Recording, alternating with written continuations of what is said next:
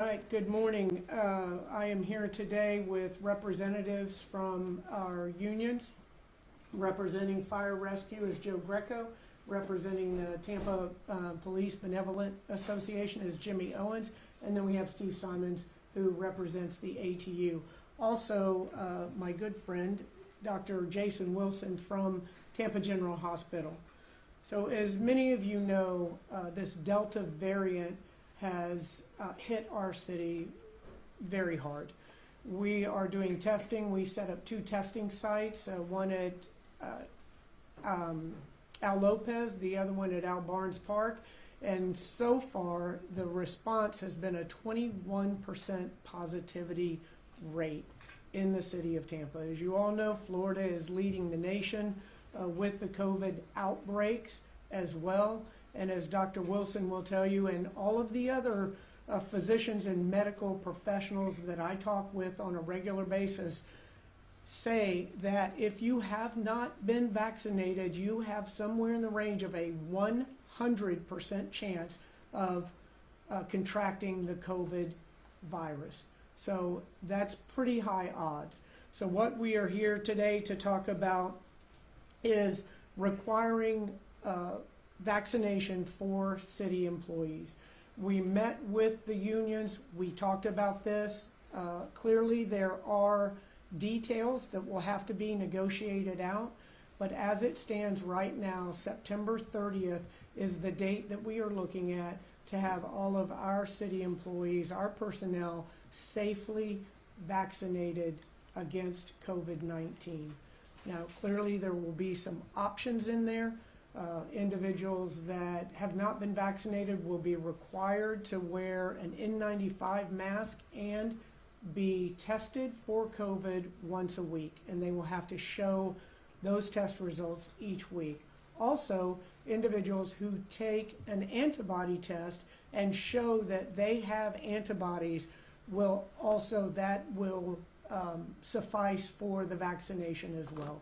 So we are looking at options. We will continue to talk to our unions about those issues that need to be negotiated. I clearly understand individuals talking about their level of personal freedom. I spent over 3 decades defending our Constitution, upholding our Constitution out in our community, ensuring that individuals had those rights that are outlined in the Constitution. But if we did not require vaccines, we would still have polio, we would still have measles. Kids are required to take certain vaccines before they even enter school. This particular vaccine has been proven to be safe. I think it's 375 million doses have been given in the United States alone. And all indications are that it is a safe vaccine. There are individuals that have had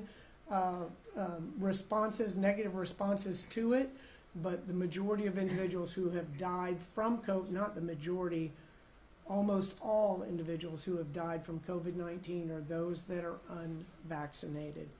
So my job is to ensure the health and well-being of our team here in the city, and that's why we're making that decision and we're implementing the COVID-19 vaccine for all of our employees so that we can keep them safe.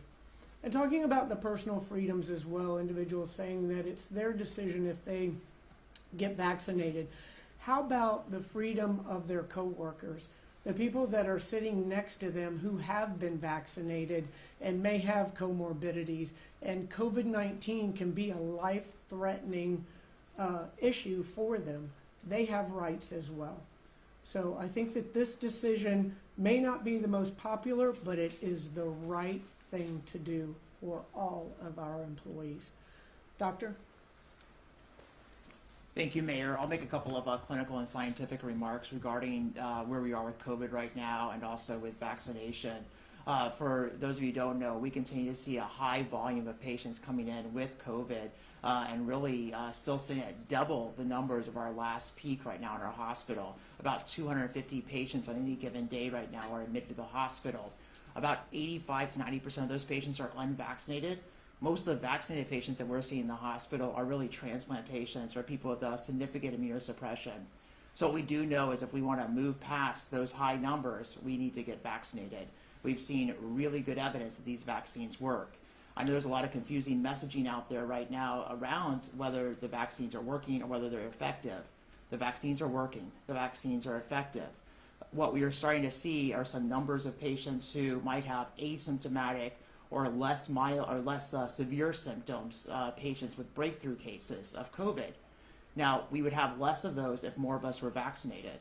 You also may see data out there about maybe we need to get another dose or another booster. That's great. That's fine for people like me who've already vaccinated, but that's not going to move us past this mess. The only way we get past this mess is by all of us going out to get vaccinated. What you're seeing around that data are, again, more asymptomatic or breakthrough cases, not necessarily hospitalization. Really important data coming out this week from Los Angeles from the CDC showing at least a 5-fold increase in protection against even getting the Delta variant or any variant of COVID that we know of so far if you're vaccinated compared to not vaccinated. What we also know is the risk of being put on a ventilator or being put into the ICU is about 25 times higher for the unvaccinated patient who gets COVID compared to the vaccinated patient who gets COVID. Vaccines keep us out of the hospital. Vaccines allow our healthcare systems to work. Vaccines allow our city to function. Vaccines allow us to have the freedom to move about. This is why these vaccines are so important. There's been enough time that we know about the safety around these vaccines. Most vaccines that have had any issues, those issues have come up very quickly after vaccine release.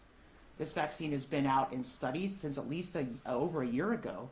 It's been out with emergency use authorization now since December, and now is FDA approved.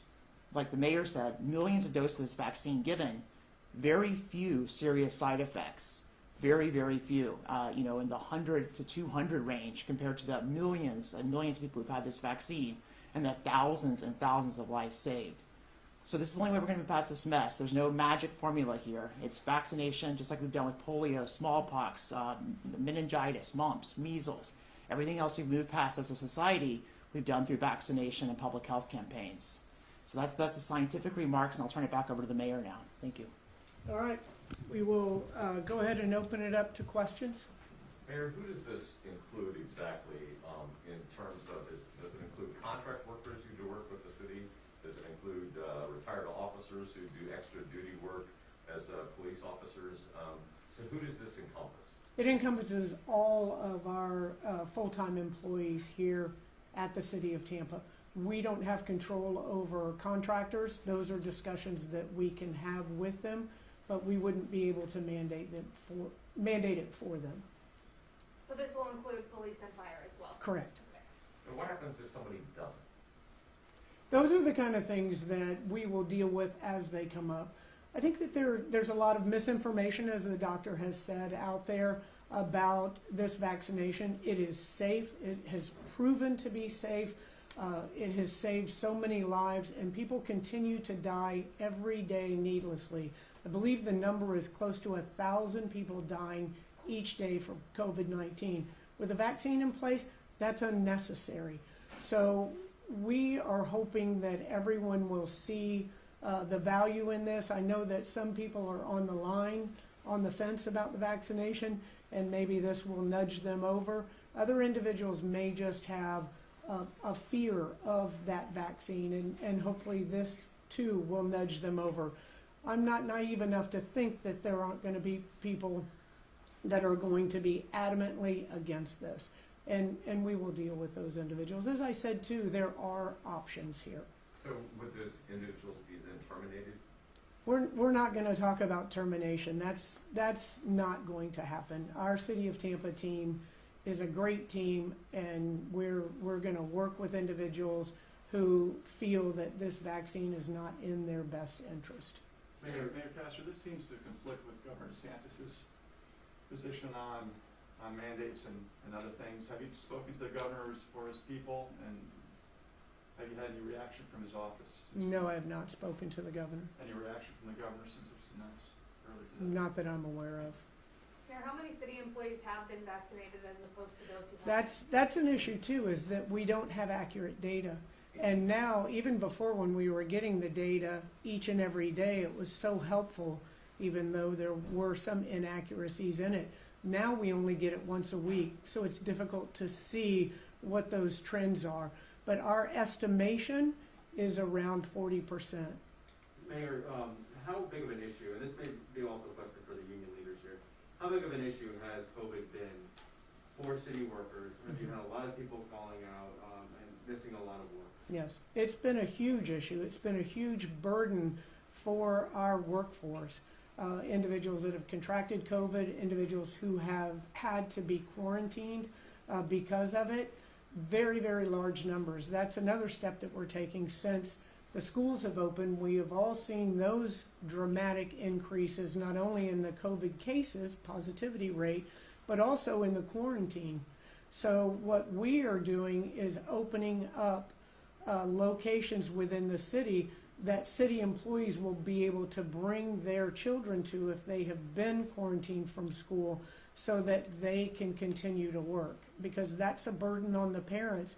If their children are quarantined, what do? They have to take sick time. So we're doing everything we can to work with our employees to get through this pandemic. We were really making such progress. If we had had, as Dr. Wilson said, more people vaccinated, we probably wouldn't be dealing with this Delta variant, but we are. And if we don't get vaccinated, who knows what the next variant will bring. Mayor, do you believe this order conflicts with Governor DeSantis' order in any way? No. Think they can coexist? Yes. Why? Well, let me say that's my hope, because it's as I stated before, it's my job to look out for the well-being, the health and well-being of all of our team members here in the city of Tampa. So I need to be able to make those decisions in their best interest. Mayor, I'm interested if you could maybe answer a question about the antibody testing. I would take it to understand that you would believe that those people would have been previously infected, a natural infection with COVID-19. Is that what you're looking for with that test result? No, I wouldn't assume anything on the medical level. I could let Dr. Wilson talk about that, but one of the reasons that I made that decision was a lot of people feel that they already had it. They say, I already had it. I had it before the testing came out.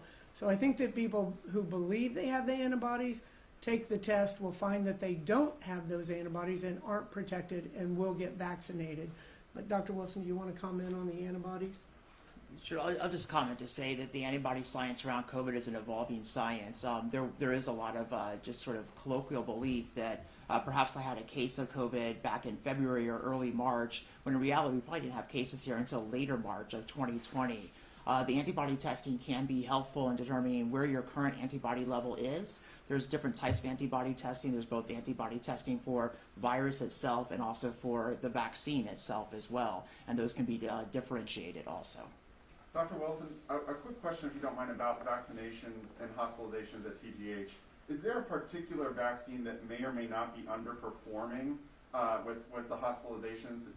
We've seen different data about Pfizer, Moderna, J&J is in the news today. Is any vaccine underperforming and more of those people coming to the hospital? Sure. So what we have seen right now is that any vaccination offers significant protection.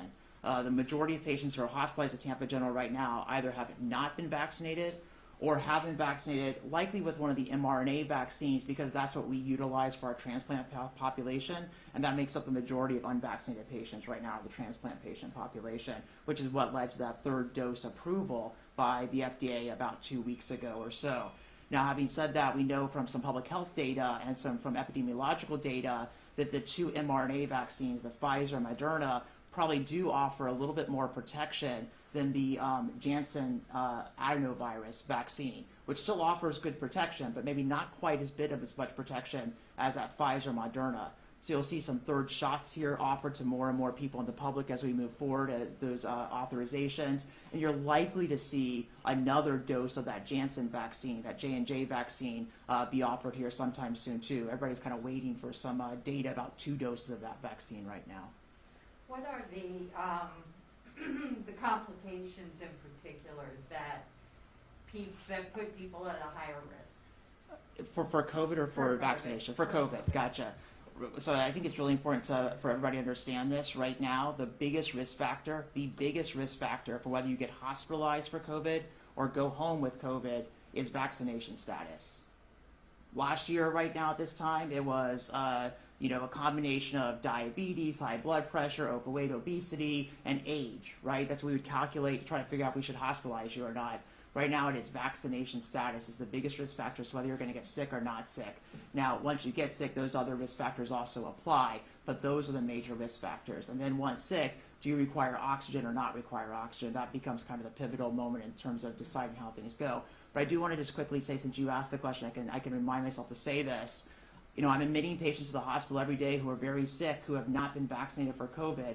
I have yet to admit, intubate, or take care of a critically ill patient who is that way because they got vaccinated, because of a vaccine side effect. So risk-benefit ratio here, right? Every day, unvaccinated COVID patients who are very sick never had a significant serious side effect of a vaccine, whether it's this vaccine or any other vaccine, really. I was wondering if one of the union representatives would be willing to come up and just give some thoughts on this issue here. No, we're going to be collective bargaining with this issue and the effects of it in the future with the mayor's office. So right now, we're not going to go into detail on on what those requirements that we may have and what we can work out with the city. Can you say how many employees this is going to fall under? Yeah, we have about 4,700 employees throughout the city of Tampa in a variety of positions. And is priority to protect your city employees or to protect anybody that your city employees are around? All of the above. Thank you, guys. Any other questions? Yeah, if a significant number of people decide that they just can't stay employed with the city, have you guys made contingencies for services and? No, there's no need to go down that path right now. We're focused on the health and well-being of all of our team members. Mayor, are you going to provide data vaccinations, percentages of city workers are vaccinated after September 30th deadline? When we can get that information, that's an issue, as I said before, being able to get the data.